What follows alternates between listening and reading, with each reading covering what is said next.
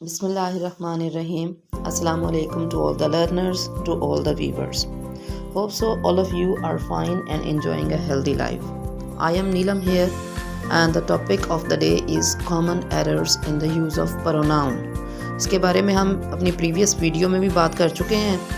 थोड़े से पॉइंट्स हैं इसमें जो डिस्कस होने चाहिए, जिनको कंसिडर किया जाना चाहिए. एक ही वीडियो में मैंने इसलिए इकट्ठे नहीं किए कि आप बोर हो जाएंगे. इतना ज़्यादा नॉलेज डाइजेस्ट करना भी थोड़ा सा डिफ़िकल्ट हो जाता है ना. ठीक है, तो कुछ और पॉइंट्स हैं regarding the use of pronoun. So I am here.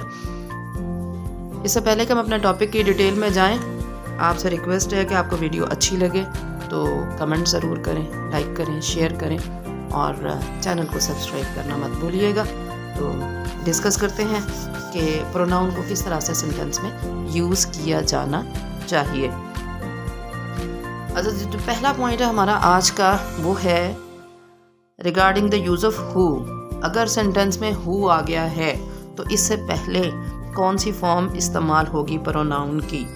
हमेशा से याद रखिएगा, हु से पहले सब्जेक्टिव प्रोनाउन यूज़ होगा. सब्जेक्टिव प्रोनाउन आपने यूज़ करना है हु से पहले.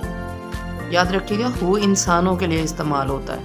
ठीक है, let's see the very first example. It is I who am responsible for this task. और जो आप प्रोनाउन यूज़ कर रहे हैं उसी के अकॉर्डिंग ही हु के बाद आपने हेल्पिंग वर्ब यूज़ करना है. ठीक है, और बहुत ज़्यादा डिबेट होती है कि इट इज़ आई करेक्ट है या इट इज़ मी करेक्ट है. तो याद रखिएगा, इट इज़ आई कब आपने यूज़ करना है, जब आप एक फॉर्मल वे में जो है बात कर रहे हैं. ठीक है, और इनफॉर्मल स्टाइल जो है उसमें इट इज़ मी और फिर हु के बाद इज़ जो है वो ठीक होता है. ज़्यादातर गुफ्तगू में, बातचीत में इसी को ही अपनाया जाता है. लेकिन जब आप बहुत ज़्यादा फॉर्मल हों, ठीक है, तो वहाँ पर क्या होगा, इट इज़ आई और आई के साथ फिर इज़ नहीं आएगा. ये भी बात आपने माइंड में रखनी है. आई के साथ एम लगाएंगे. ठीक है, प्रेजेंट में. पास्ट में तो वाज लग ही जाएगा ना. तो it was I who was responsible for this task. ठीक है, वो तो पास्ट की बात है.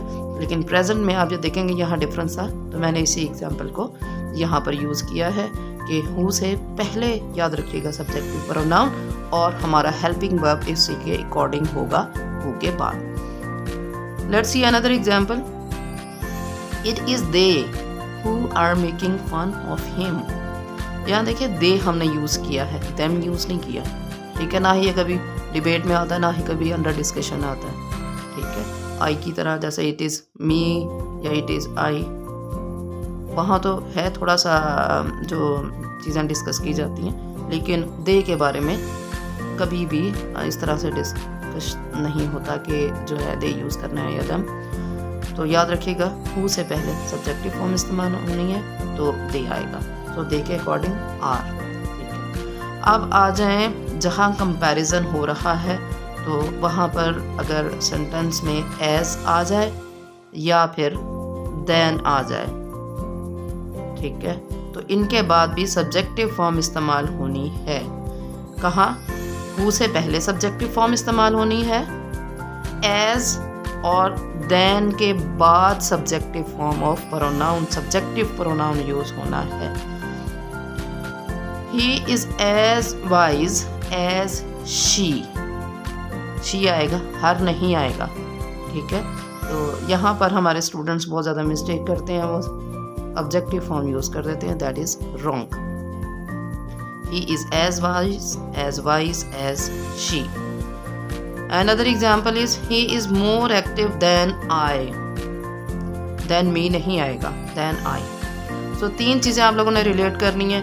हु से पहले सब्जेक्टिव फॉर्म है, ठीक है, एज के बाद सब्जेक्टिव फॉर्म है, देन के बाद सब्जेक्टिव फॉर्म है. ठीक है, देन के बाद आप यह देखें कि ऑब्जेक्टिव फॉर्म इस्तेमाल होगी कब, जब सेंटेंस में ऑल आ जाए या फिर बोथ आ जाए. दोनों के लिए examples I have chosen here.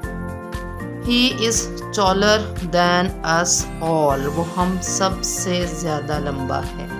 ठीक है, तो जब ऑल आ जाए तो भी क्या आएगा, ऑब्जेक्टिव फॉर्म, बोथ आ जाए तो भी objective form. She is visor then them both, ठीक है। तो इन चीज़ों का आप रिलेट करके याद रखेंगे ना, कहाँ सब्जेक्टिव फॉर्म आनी है प्रोनाउन की, कहाँ ऑब्जेक्टिव फॉर्म आनी है, तो आप कभी भी इनके यूज़ में मिस्टेक नहीं करेंगे, ठीक है। Another point is who is he. Who का इस्तेमाल कब होगा?